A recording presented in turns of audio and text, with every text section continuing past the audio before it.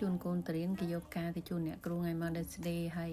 ត្រឡប់មកវិញរួចរាន់ដាំបបរពេលព្រឹកធ្វើម្ហូបឲ្យម្ដាយពុកក្មេងគាត់ភាសាពុកគាត់អាយុច្រើនហើយចាហើយមានឆាខ្ញីជាមួយនឹងសាច់3ជាន់ដែលយកជាតិខ្លាញ់ជាប់នឹងតិចបានហើយកុំឲ្យតលាន់ពេកឆាឲ្យរៀងក្រៀមរសជាតិអីមិនសូវជាផ្អែមទេគាត់អត់ចូលចិត្តផ្អែមណាទេ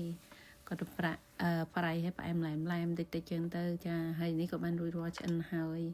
ជាការងារប្រចាំថ្ងៃគឺមានប៉ុណ្ណឹងបងប្អូនបលឹមឡើងហើយកាត់សាឡាត់ទូចអញ្ចឹងមកយើងយកមកដាក់លីជាមួយនឹងសាច់ក្រកនឹងតិចមកហើយប្រហិតផ្សិតបន្តិចលីគ្នាមកណាចាហើយអានេះជាអាហារសុខភាពហើយបន្ទាប់មកយើងក៏វាយពងមាន់ហ្នឹងចំនួន2គ្រាប់ព្រោះអីសាឡាត់ហ្នឹងតែជៀននោះវាទុនណាបងប្អូនអញ្ចឹងយើងវាយលី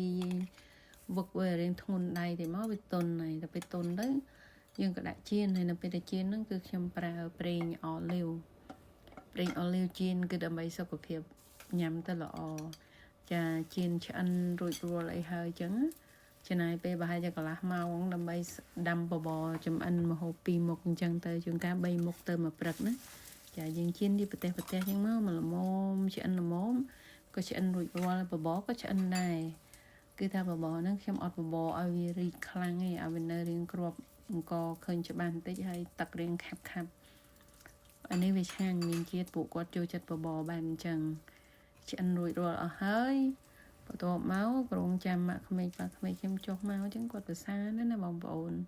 តែពីរអ្នកគាត់ហ្នឹងទេហើយចំណែកតែខ្ញុំហ្នឹងគឺអត់ញ៉ាំទេខ្ញុំញ៉ាំអាវ៉ូខាដូហ្នឹង2ផ្លែព្រលឹមឡើងគឺញ៉ាំតែប៉ុណ្្នឹងនេះហើយជាការងារប្រចាំផ្ទះរាល់ថ្ងៃបងប្អូនស្ត្រីមេផ្ទះការងារផ្ទះគឺមានប៉ុណ្្នឹងឥឡូវពួកគាត់ចុះមកហើយគាត់ញ៉ាំហើយចានេះការងារមកព្រឹកគឺបានប៉ុណ្្នឹងឯងបងប្អូន